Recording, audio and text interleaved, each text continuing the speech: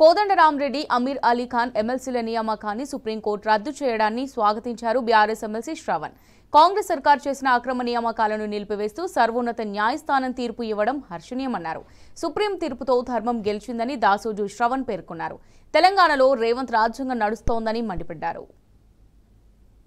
రోజు కేసీఆర్ గారు ఒక దార్శనికతతో, ఒక మానవీయ కోణంతో ఇద్దరు బడుగు బలహీన వర్గాలకు చెందినటువంటి కుర్రా సత్యనారాయణ గారు ఎరకల సామాజిక వర్గానికి చెందిన ఆయన, Dasoju Shravan most backward classes, మా ఇద్దరిని కూడా ఆయన కేసీఆర్ గారు మమ్మల్ని గవర్నర్ కోటాలో ఎమ్మెల్సీలుగా పంపించినటువంటి తర్వాత జూలై 31, 2023 కేసీఆర్ గారు క్యాబినెట్ నామినేట్ చేసింది.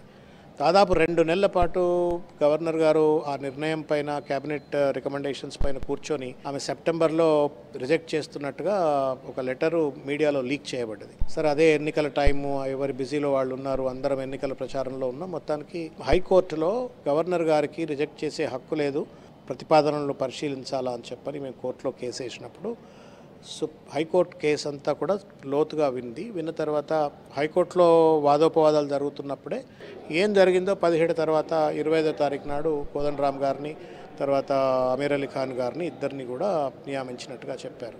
మమ్మల్ని రిజెక్ట్ చేసినప్పుడు మేము రాజకీయ నాయకులు అని చెప్పిండ్రు.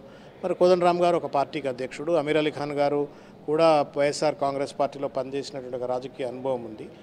మొత్తానికి ఏంటి అంటే ఈ మొత్తం వ్యవహారం పైన మమ్మల్ని ఆ రకంగా రిజెక్ట్ చేయటము, హైకోర్టు అన్ని వాదోపవాదాలు నిన్న ధర్మిల మమ్మల్ని రిజెక్ట్ చేసిన తీరు తప్పు అంటూ ఒక ఆర్డర్ ఇచ్చింది.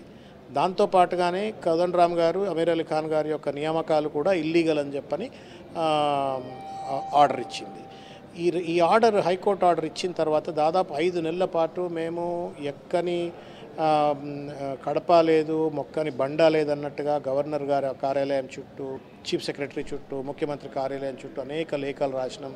రకరకాల రీతిలో ప్రయత్నాలు చేసినప్పటికీ కూడా హైకోర్టు ఆర్డర్ను పట్టించుకోకుండా గవర్నర్ గారే మళ్ళీ సుప్రీంకోర్టు వచ్చి ఒక ఎస్ఎల్పి దాఖలు చేసిన పరిస్థితి చూసినాం. సో మళ్ళీ మేము కూడా ఒక కౌంటర్ ఎస్ఎల్పి దాఖలు చేసినాం. సరే, మొత్తానికి ఏంటంటే సుప్రీంకోర్టు వారేమో స్టే తర్వాత జరగబోయే నియామకాల పైన ఆర్డర్ ఇచ్చినారు. కానీ కోదండరాం గారు, అమీర్ అలీ ఖాన్ గారేమో హైకోర్టు ఆర్డర్ రివైవ్ అయింది కదా, కాబట్టి హైకోర్టు ఆర్డర్ రద్దయింది కాబట్టి మేము మా gazette previous appointment, previous recommendations అన్నీ రివైవ్ అయినాయి అని చెప్పని ఆ గజెట్ పట్టుకొని చైర్మన్ గారి దగ్గరికి వెళ్ళి వాళ్ళు డైరెక్ట్గా ఎమ్మెల్సీలుగా నామినేట్ అయ్యబడ్డారు. ఇవాళ మళ్ళా వాదోపవాదాలు జరిగిన తర్వాత నాకు అనిపించినటువంటి ఒక సమాచారం మేరకు ఆ అపాయింట్మెంట్స్ ఏదైతే, ఓత్ టేకింగ్ ఏదైతే కోదండరాం గారిది, తర్వాత అమీర్ అలీ ఖాన్ గారు జరిగిందో అవి రద్దయినట్లుగా నేను భావిస్తా ఉన్నాను.